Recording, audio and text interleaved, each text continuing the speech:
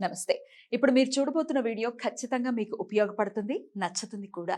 మరి మీకు నచ్చిన విషయం నాకు తెలియాలి అంటే ఈ వీడియోని మీరు లైక్ చేయాలి, షేర్ చేయాలి, అలాగే మన ఛానల్‌ని సబ్స్క్రైబ్ చేయాలి. మీ సపోర్ట్‌ని నాకు అందిస్తారు కదూ! ఓకే. ఇప్పుడు వీడియోని స్టార్ట్ చేద్దాం. నమస్తే. Welcome to our channel. నేను పద్మిని. ప్రస్తుతం పాటు ప్రముఖ ఆధ్యాత్మికవేత్త, నారీసేన ఫౌండర్, దత్త ఉపాసకురాలు శ్రీమతి లతా దత్త గారు మనతో పాటు ఉన్నారు. మాట్లాడదాం. అక్క నమస్తే అక్క. నమస్తే. జై గురుదత్త. శ్రీ గురుదత్త అక్క. అక్క ఏకాదశికి విశేషంగా ప్రేక్షకులకి గుర్తు చేయటం అనేది ఒక బాధ్యతగా పెట్టుకున్నాను నేనైతే. అవును. ఎందుకంటే దాన్ని వదులుకోకూడదు మనం. ఏ కారణం చేతైనా అందరూ ఇప్పుడు పంచాంగాల్ని ఫాలో చేయడం, లేకపోతే క్యాలెండర్స్ అసలు ఉంటున్నాయి ఇంట్లో అనిపిస్తుంది. ఎవరు పెట్టుకోవట్లేదు కదా. అసలు తెలీదు గూడా. చాలా మందికి తిథులు తెలీదు. తెలియట్లేదు. నక్షత్రాలు తెలీదు. తెలియట్లేదు. అందుకే అట్లీస్ట్ 15 డేస్‌కి ఒకసారి మనకి అత్యద్భుతంగా ఈ ఏకాదశులు వస్తాయి కాబట్టి మన ప్రేక్షకులకి గుర్తు చేయాలనేది నాకు నేను పెట్టుకున్నటువంటి నిబంధన కాబట్టి. నిన్న మన ఒక ఎపిసోడ్‌లో గూడా ఒకరంటున్నారు, నేను అడగాలనుకున్న ప్రశ్న నువ్వు అడిగావక్క పద్మిని అక్క. అంటున్నారా? నా డౌట్ క్లియర్ చేసావక్క. అలా వాళ్ళ మనసులో అంటే ప్రజల మనసులో ఏముంటుందో, భక్తుల మనసులో వాళ్ళు ఏం అడగాలనుకుంటున్నారో భగవంతుడు నీ ద్వారా అంతే. అడిగిస్తూ అదంతా ఉంటాడు. ఆయనదే. మనదేముంది. రైట్ అక్క. ఈ బహుళపక్ష ద్వాదశి వస్తోంది. దాన్ని షట్‌తిల ఏకాదశిగా పిలుస్తారు. అయితే ఏంటి ఈ షట్‌తిల ఏకాదశి? ఎలా చేసుకోవాలి ఈ ఏకాదశిని? ప్రతి ఏకాదశికి కూడా ఏదో ఒక వైశిష్ట్యం అయితే ఖచ్చితంగా ఉంటుంది. అది ఆశ్చర్యానికి గురి చేస్తుంది. అలాగే మన ఋతువుల్ని బట్టి ఈ ఏకాదశుల్ని చాలా చక్కగా మనల్ని ఇలా చేసుకోండి అని చెప్పటం అసలు సనాతన ధర్మం అద్భుతం. అత్యద్భుతం సనాతన ధర్మం. దాని హ్మ్. లోతుగా వెళ్తే అసలు ఎంత ఇంట్రెస్టింగ్ గా ఉంటుందో చెప్పలేము. డెఫినెట్‌లీ. అందుకే మన ఏకాదశి ప్రతి ఏకాదశికి ఒక నామం ఉంటుంది. అవును. ప్రతి ఏకాదశికి ఒక్కొక్క ఏకాదశికి ఒక్కొక్క నామం ఇచ్చారు. అలా ఇది షట్‌తిల ఏకాదశి. హ్మ్. షట్‌తిల అంటే తిల అనంటే ఏంటి? నువ్వులు. నువ్వులు. షట్ అంటే హ్మ్. 6. 6. 6 విధాలుగా నువ్వుల్ని ఎలా ఉపయోగిస్తాం ఆ రోజు ఏకాదశి రోజు. హ్మ్. అసలు ఏకాదశి రోజు నువ్వులేంటి? హ్మ్. అసలు విష్ణుమూర్తికి నువ్వులు వాడతారా? హ్మ్. అనే సందేహం అందరికీ రావచ్చు. హ్మ్. కానీ ఈ పుష్యమాసంలో ప్రత్యేకంగా ఏకాదశి రోజు విష్ణుమూర్తిని నువ్వులతోనే ఆరాధించాలి ఆ! అనేది ఈ ప్రత్యేకమైన హ్మ్. హ్మ్. పద్ధతి ఆ రోజు. హ్మ్. హ్మ్. అందుకే దీని పేరు షట్‌తిల ఏకాదశి అని వచ్చిందనమాట. ఓకే. నువ్వులంటే మనకి గుర్తొచ్చేది శని భగవానుడు. ఇప్పుడు శని భగవానుడికి సంబంధించిన మాసంగానే మనం పరిగణించాలి. ఎందుకంటే పుష్యమి నక్షత్రం ఆయనది కాబట్టి. పుష్యమి నక్షత్రం శని భగవానుడిది కాబట్టి రైట్. తప్పకుండా శని భగవానుడికి హ్మ్. దీనికి రిలేటెడ్ ఏకాదశి. రైట్. అందుకే ఆ రోజు ఎవరికైతే పితృదోషాలు ఉన్నాయో వాళ్ళు ముఖ్యంగా హ్మ్. పితృదోషాలనే కాదు, ఇప్పుడు ఆర్థిక అభివృద్ధి కూడా హ్మ్. చాలా విషయాల్లో కూడా పితృదోషాలు ఆపేస్తూ ఉంటాయి. హ్మ్. హ్మ్. కొన్ని ఇళ్లల్లో చూస్తే పద్మిని నాకెంత బాధాకరం అనంటే ఫ్యామిలీ అక్క చెల్లెల పిల్లలు, అన్నదమ్ముల పిల్లలు అందరూ ఉంటారు కదా! అలాగే నేను వైజాగ్‌లో ఒక ఫ్యామిలీ చూసాను. ఇంకా వేరే చోట ఒక ఫ్యామిలీ. ఎలా ప్రతి ఒక్కరి ఇంట్లో ఒక్కొక్కరికి ఒక్కొక్క ప్రాబ్లమ్ ఉంటది. ఐదర్ హస్బెండ్ అండ్ వైఫ్స్‌తో ప్రాబ్లమ్ అంటే రిలేషన్‌లో ప్రాబ్లమ్, లేదా పిల్లలతో ప్రాబ్లమ్, లేదా పిల్లలకి పెళ్ళిళ్ళు కాకపోవటము, లేదా ఆరోగ్య సమస్యలు. అంటే ఆ బ్రదర్స్ అండ్ సిస్టర్స్‌లోనే ఏ ఇంటికైతే పితృదోషాలు ఉంటాయో ఆ హ్మ్. ఫ్యామిలీ మొత్తానికి వాళ్ళకి పెళ్ళిళ్ళు అయిపోతాయి. హ్మ్. అయినా కానీ ఆ పిల్లలకొచ్చే ఎఫెక్ట్స్ హ్మ్. ఇవన్నీ. హ్మ్. ఇలాంటివన్నీ గూడా మనకు తొలగాలి అనంటే, ఇలాంటి శుభదినాల్ని మనము ప్రత్యేకంగా వినియోగించుకోవాలి. పూజలు చేసి అవును. వినియోగించుకోవాలి. కరెక్ట్. ఆ రోజు విష్ణుమూర్తి ఆరాధన ఉదయాన్నే లేచి నువ్వులతో, ముఖ్యంగా నువ్వుల నూనెతో స్నానం ఆచరిస్తే చాలా మంచిది. హ్మ్. తలకు స్నానం చేసుకొని హ్మ్. విష్ణుమూర్తి ఆరాధన చేయాలి. విష్ణుమూర్తికి నువ్వులతో చేసింది ఏదైనా హ్మ్. ఒక హ్మ్. వంటకం నైవేద్యంగా పెట్టాలి. ఆ రోజు ఉపవాసం ఉంటాము. ఉంటా. మర్నాడు కూడా నువ్వులతోనే మనము ద్వాదశి రోజు గూడా మనము హ్మ్. వదిలేస్తాం గదా! హ్మ్. హ్మ్. పారణ పారణ పారణ చేస్తాం. చేస్తాం గదా! హ్మ్. ఆ హ్మ్. పారణ గూడా నువ్వులతోనే తయారు చేసినొస్తుంది. హ్మ్. ముఖ్యంగా ఆ రోజు సాయంత్రం తులసి కోట దగ్గర నువ్వులు, నల్ల నువ్వుల్ని వేసి హ్మ్. దీపం వెలిగించి, నువ్వుల హ్మ్. నూనెతోని దీపం వెలిగించి, హ్మ్. పితృదేవతలందరిని గూడా గుర్తు చేసుకుంటే, హ్మ్. ఈ పితృదోషాలనేవి తొలగిపోతాయి. చాలా సులభంగా అంటే శాస్త్రం చెప్పి ఉంది. అంటే అందరి దగ్గర డబ్బులుండొచ్చు, ఉండకపోవచ్చు. వాళ్ళు పెట్టొచ్చు, పెట్టలేకపోవచ్చు. లోభత్వం ఉండొచ్చు అవును. మనుషులకి. అవును. అమ్మో! ఈ కార్యక్రమాలు అంటే పితృదేవతల కార్యక్రమాలు ఎంతో కొంత డబ్బులైతే ఖర్చవుతాయి కదా! అవును. లోభత్వం ఉండొచ్చు. సో, వాటిలన్నిటి కోసం కూడా ప్రత్యామ్నాయాలను మనకు పెట్టేసారు ఆల్రెడీ. మనం అన్ని వినియోగించుకోవట్లేదు అంతే. కదా! మనం వినియోగించుకోవట్లేదు. హ్మ్. ముఖ్యంగా ఆ రోజు నువ్వులు అనేది దాంతోనే నైవేద్యం పెట్టాలి విష్ణుమూర్తికి. హ్మ్. ఆ రోజు అంతా విష్ణుమూర్తికి నువ్వులతోనే మనం జేయాలి పూజ. రైట్. తులసి కోట దగ్గర గూడా సాయంత్రం వేళ హ్మ్. మనము నువ్వులు పోసి అక్కడ దీపం వెలిగించాలి. హ్మ్. మట్టి ప్రమిదలో నువ్వుల నూనె వేసి, నువ్వులు వేసి దాని మీద నువ్వుల నూనెతో దీపం వెలిగించాలి. విష్ణుమూర్తికి ఆ రోజు విష్ణు సహస్రనామం పారాయణం చేయాలి. చాలా విశేషమైన విష్ణు స్తోత్రాలు పఠించాలి. విష్ణుమూర్తిని తెల్లని వస్త్రాలతో పూజిస్తే ఇంకా మంచిది. అవునా? ఉమ్. ఓకే. ఓకే. మంగళవారం వస్తోంది ఏకాదశి. ఏకాదశికి అయితే ఖచ్చితంగా ఉపవాసం ఉండాలి అనేది మనకు తెలిసినటువంటి విషయమే. ఉమ్. కానీ శరీర ధర్మాన్ని అనుసరించి కూడా ఉపవాసం చెయ్యొచ్చు కదక్క? అవును.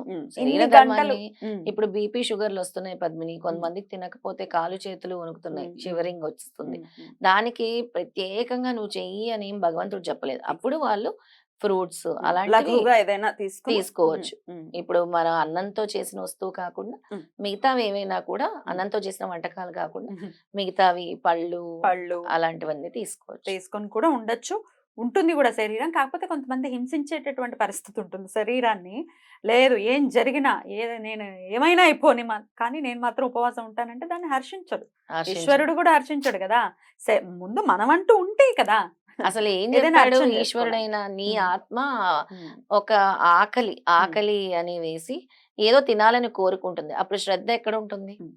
శ్రద్ధ ఆకలి మీద ఉంటుంది, భక్తి మీద ఉండదు. అప్పుడు నీ ఆత్మారాముని శాంతింపచేసి నువ్వు పూజా కార్యక్రమం చెయ్యి అని చెప్పారు. అంతేకాని ఆకలేస్తూ కడుపు కాలుతూ మాత్రం చేయాల్సిన అవసరం లేదు అని అంటాను నేను. ఇప్పుడు నీ శరీరం చెప్తుంది నీకేం కావాలో. దీన్ని నువ్వు ఈ రోజు ఉపవాసం చేయగలవా లేదా నీ శరీరం చెప్తుంది. దాన్ని అనుసరించి మీరు ముందుకు వెళ్తే బాగుంటుంది. ఇక ఆ రోజు దేవుడి దగ్గర మొత్తం శుభ్రం చేసుకోవాలి. ఇంకా మనం చెప్పాలి అని అంటే ఆ రోజు ఇల్లు కూడా శుద్ధి చేసుకోవాలి. పసుపు నీళ్ళతో ఇల్లంతా కూడా శుద్ధి చేసుకుని ఏకాదశి రోజు, ఎందుకంటే పితృదేవతలకి మనం చేస్తున్నాం కాబట్టి ప్రత్యేకంగా శుద్ధి కార్యక్రమం కూడా ఏకాదశి రోజు చేసుకోవచ్చు. రైట్. ఒకవేళ ఉపవాసం ఉన్నా లేకపోయినా ఈ దీపం అయితే మీరు సాయంత్రం దీపం పెట్టమంటున్నారు కదా, పెట్టచ్చా? ఎవరైనా పెట్టుకోవచ్చు పద్మిని. ఉపవాసంతో సంబంధం లేదు. ఇది పెద్దలకి మనం పెడుతున్న దీపము అని దృష్టిలో పెట్టుకొని, ఇది నా పితృదేవతల కోసం, నా పితృదేవతలందరినీ నేను గుర్తు చేసుకొని, ఇంత మంచి రోజు అంటే శక్తిల ఏకాదశి రోజు స్వామి ఇచ్చిన రోజు ఈ విధంగా చేయమన్నారు కాబట్టి నేను సమస్త నా తాతల్ని, ముత్తాతల్ని, నా పితృదేవతలందరినీ కూడా తలుచుకుంటున్నాను. ఏవైనా ఉన్నా కూడా ఈ రోజుతో మాకు మీరు అనుగ్రహాన్ని ప్రసాదించండి. ఎందుకంటే వాళ్ళ బ్లెస్సింగ్స్ చాలా అవసరం. యాన్సెస్టర్స్ బ్లెస్సింగ్స్ అనేవి చాలా ఇంపార్టెంట్. మా వాళ్ళు ఇంకా ఉన్నారు బ్రతికే అంటే, మరి మీ తాత ముత్తాతలు ఎక్కడైనా మధ్యలో ఉండిపోయినా కూడా అవి కూడా మీకు పితృదోషాలు అవుతాయి. అవి అవన్నీ ఏంటంటే పిల్లల మీద ప్రభావాలు చూపిస్తున్నాయి పద్మిని. మన అభివృద్ధి మీద ఖచ్చితంగా ప్రభావం చూపిస్తుంది. రెండే అంటే వాళ్ళు గుర్తుపెట్టుకోవాలి. ఒకటి కులదైవాన్ని మర్చిపోయినప్పుడు, లేదా వాళ్ళ ఇంటి దైవాన్ని మర్చిపోయినప్పుడు, పితృదేవతల్ని మర్చిపోయినప్పుడు ఇలాంటివన్నీ జరుగుతూ ఉంటాయి. దీన్ని వాళ్ళు చక్కగా గుర్తుపెట్టుకోవాలి. ఇక ఆ రోజు ఇలా మనం అంటే వీలైనంత వరకు తులసి కోట దగ్గర పెట్టుకోండి, వైష్ణవ దేవాలయాలకు వెళ్ళండి, విష్ణుమూర్తిని దర్శించుకోండి, చాలా మంచిది. అక్కడ కూడా మీకు వీలైతే దీపారాధన చేసుకోండి. అద్భుతం, అద్భుతం. అలాగే సప్త శనివారాల వ్రతం కూడా చాలా చక్కగా గుర్తు చేసావు పద్మిని. ఎందుకు అంటే శనీశ్వరుడికి ముఖ్యంగా సప్త శనివారాల వ్రతం చేస్తేనే శని బాధలు తొలుగుతాయి. ఎందుకు మా జీవితంలో శని భగవానుడు చాలా ఇబ్బంది పెడుతున్నాడు. ఏళ్ళనాటి శని ఉంది మాకు, ఇంకా వేరే శని ఉంది. అసలు ఈ శని బాధలు అసలు ఏంటి నరకం భరించలేకపోతున్నాం అన్న వాళ్ళందరూ కూడా సప్త శనివారాల వ్రతం చేస్తే చాలా మంచిది. 7 శనివారాలు సప్త అంటే 7 శనివారాలు కూడా శనీశ్వరుడు కోసం ప్రత్యేకంగా చేస్తే గనక ఈ శని బాధల నుంచి తప్పించుకోవచ్చు అని చెప్తున్నాను. నేను ఇలా గుర్తు చేయడానికి గల కారణం, ఇప్పుడు తిల అంటే శని భగవానుడికి సంబంధించి విష్ణుమూర్తి ఆరాధన ఏంటి అనే డౌట్ ఖచ్చితంగా ఎంత మనం చెప్తున్నా డౌట్ అయితే వస్తుంది. ఇప్పుడు కలియుగంలో సప్త శనివారాల వ్రతం అనేది ఖచ్చితంగా అంటే విష్ణుమూర్తిని కొలిస్తే శనీశ్వరుడు ప్రీతి చెందుతాడు అనేది మనకి క్లియర్ కట్ గా అర్థమైపోతుంది. చాలా క్లియర్ గా. అసలు ఎంత మహిమాన్వితమైనటువంటి వ్రతం అంటే సప్త శనివారాల వ్రతం, అద్భుతం. ఇంకా చాలా చాలా అద్భుతం. అసలు అందరూ ఇప్పుడు వాళ్ళకి ఈ డౌట్ కూడా రావచ్చు పద్మిని, అసలు నువ్వులు అంటే శనీశ్వరుడికి, పోనీ నువ్వులు అంటే ఈశ్వరుడికి కూడా కొంచెం సంబంధం ఉంది. విష్ణుమూర్తికి ఏంటి సంబంధం అంటే విష్ణుమూర్తికి కూడా ఉంది. శివకేశవులు ఇద్దరు వేరు కాదు, మనం అభేదం అసలు. కానీ మనం క్రియేట్ చేస్తున్నాం అన్ని ఏంటి వేరు వేరే. ఇక్కడ కూడా స్వామి చూపిస్తున్నాడు మేమంతా ఒక్కటే, అన్ని కూడా మేము కలిసే చేస్తాము అని స్వామి ఇక్కడ తెలియజేస్తున్నారు మనకి. అందుకే దీన్ని శక్తిల ఏకాదశి అని అన్నారు. తప్పకుండా తప్పకుండా చాలా బ్యూటిఫుల్ గా ఎక్స్ప్లెయిన్ చేశారు. డెఫినెట్ గా ఈ ఏకాదశిని మన వాళ్ళందరూ కూడా వినియోగించుకుని అటు పితృదేవతల అనుగ్రహాన్ని, విష్ణుమూర్తి అనుగ్రహాన్ని, అలాగే శని భగవానుడు అనుగ్రహాన్ని ప్రతి ఒక్కరూ పొందాలి. పుష్యమాసం అంటే ముఖ్యంగా పితృదేవతలకి కూడా చాలా మందికి తెలియదు. మాఘమాసము ఎంత పవర్ఫుల్, పుష్యమాసం అంతా కూడా పితృదేవతలకి సంబంధించినటువంటి మాసము. ప్రతిరోజు కూడా అంటే మంత్ స్టార్టింగ్ నుంచి కూడా మనం సంక్రాంతి అప్పుడు కూడా ఏం చేస్తాము, హ్మ్. పితృదేవతలకి చేస్తాం. పెద్దవాళ్ళకి బియ్యాలు, బ్రాహ్మణులకు దానాలు, స్వయం పాకాలు అన్ని ఇస్తాం, గుర్తు ఆ! చేసుకుంటాం. అలాగే ఇప్పుడు పుష్యమాసం అయిపోతున్నప్పుడు కూడా ఆ అమావాస్య వరకు వెళ్ళే రోజు వరకు కూడా పితృదేవతలకే చేస్తారు. అంతే. అంతే. అక్క విశేషంగా మీరు దత్తాత్రేయుని గురించి చెప్తూ ఉంటారు. మీరు దత్త ఉపాసనలోనే ఉన్నారు. పితృదేవతలకు సంబంధించి దత్తాత్రేయ ఆరాధన కూడా చేస్తూ ఉంటారు కాబట్టి తప్పకుండా. ఆ! ఎందుకంటే విష్ణుమూర్తి వేరు, దత్తాత్రేయ కాదు స్వామి వేరు గదా! కాదు. ఇద్దరు హ్మ్. ఒకటే. హ్మ్. కాకపోతే ఆ రోజు దత్త స్తవం చదువుకుంటే చాలా మంచిది.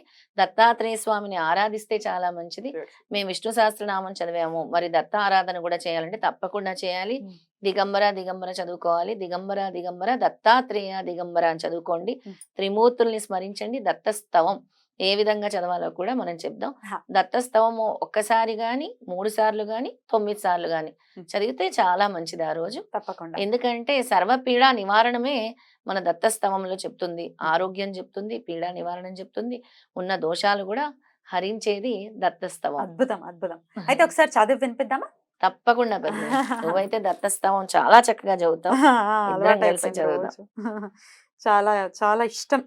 అంటే మనసు ప్రశాంతంగా అనిపిస్తుంది దత్తస్తవం చదువుతూ ఉంటే. చాలా, అదొక తెలియని ఒక అద్భుతమైనటువంటి ఫీలింగ్. చాలా ఫీలింగ్. చాలా చదువుదామా అక్క? చదువుదాం. హ్మ్. దత్తాత్రేయం దత్తాత్రేయం మహాత్మానం మహాత్మానం వరదం వరదం భక్తవత్సలం భక్తవత్సలం ప్రపన్నార్తిహరం వందే స్మతృగామి సనోవతు దీనబంధుం కృపాసింధుం సర్వకారణకారణం సర్వరక్షాకరం వందే స్మతృగామి సనోవతు శరణాగత దీనార్త పరిత్రాణపరాయణం నారాయణం విభుం వందే స్మతృగామి సనోవతు సర్వానర్థహరం దేవం సర్వమంగళమంగళం సర్వక్లేశహరం వందే స్మతృగామి సనోవతు బ్రహ్మణ్యం ధర్మతత్వజ్ఞం భక్తకీర్తి వివర్ధనం భక్తాభీష్టప్రదం వందే స్మతృగామి సనోవతు శోషణం పాప పంకస్య దీపనం జ్ఞాన తేజసః తాపప్రశమనం వందే స్మతృగామి సనోవతు సర్వరోగ ప్రశమనం సర్వపీడా నివారణం విపద్దుద్ధరణం వందే స్మతృగామి సనోవతు జన్మ సంసార బంధజ్ఞం స్వరూపానందదాయకం నిశ్రేయసపదం వందే స్మతృగామి సనోవతు జయలాభయసక్కామ దాదుర్దస్తయస్తవం భోగమోక్షప్రదస్యేమం ప్రపటే సుకృతి భవేత్. చాలా చాలా చాలా చక్కగా ఉంది. మనశ్శాంతిగా అనిపిస్తది. ఎవరైనా సరే అందరూ కూడా ఆ రోజు మమ్మల్ని ఈ సర్వ ఆపదల నుంచి, పితృదోషాల నుంచి రక్షించు తండ్రి అంటూ దత్తస్తవం ఎవరైతే పఠిస్తారో మనశ్శాంతి ముందుగా కలుగుతుంది. దత్తుడిని పట్టుకుంటే ఫస్ట్ రియాక్షన్ ఏంటి మీకు వచ్చేది స్వామి నుంచి మీరు పొందగలిగేది ఏంటంటే మనశ్శాంతి, ఆనందం. తర్వాత స్టెప్ బై స్టెప్ అన్ని రిజల్ట్స్ కూడా స్వామి ఇస్తారు. బ్యూటిఫుల్ అక్క. మీరేమో మీరు నన్ను కలుపుకుంటూ ఉంటారు. నువ్వు కూడా చదువు, నువ్వు కూడా చెప్పు అని చెప్తూ ఉంటారు. ఈ కొంతమంది కొంతమంది హేటర్స్ ఉంటారు కదా! ఆ! మీరెందుకు అన్ని మీరే అడిగేస్తారు, మీరే చెప్పేస్తారు అంటే మీరేమో నన్ను తప్పే ఓన్ చేసుకున్నారు. మీ పిల్లలాగా లేకపోతే మీ ఆబ్వియస్‌గా సిస్టర్‌ని. తప్పేముంది? చెప్పొద్దట. చెప్పొచ్చు. అందరూ కలిసి చెప్పొచ్చు. మరి మీ అందరికి చెప్పమని ఎందుకు చెప్తున్నావు?